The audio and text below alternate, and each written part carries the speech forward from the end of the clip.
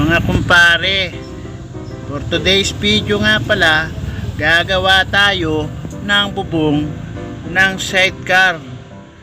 Kasi nag-request yung tao ko, nasira na daw yung kanyang bubong. Kaya, gagawin na natin ngayon. Kasi, mula nung umulan at umaraw, ulan, may bagyo, hindi tayo nakapagawa. Kaya natingga yung kanyang motor at hindi siya nakalalabas. Kaya ngayon gagawin na natin para makalabas na yung ating magbubuti. Tara, samahan nyo ko guys, gawin na natin yung bubong para maikabit na natin at makapaglabas na ating mga magbubuti. Total, maaraw na ngayon, tirik na yung araw, panangga naman nila sa init ng panahon naman. Bukas ulan na naman, buti na isingit ko ang paggawa nitong bubong. Salamat nga pala sa mga matibay nating mga manlalabas, dahil sila kahit na umuulan o umaaraw, ikot lang ng ikot yung mga yan, naghahanap buhay para sa pamilya nila at para kumita rin ang inyong kakumpare.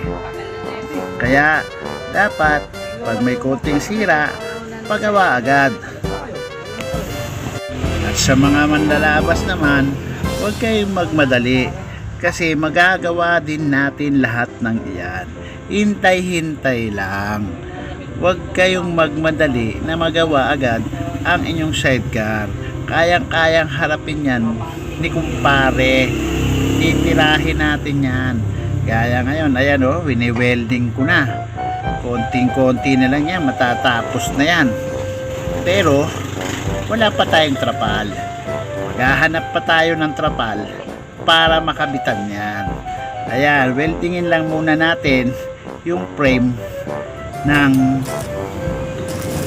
bubong ng sidecar. Uy, lumabo yata ah. Pero di bali na. Yan, nilipat ko yung camera para makita nyo ng tutukan yung ginagawa ko ng frame.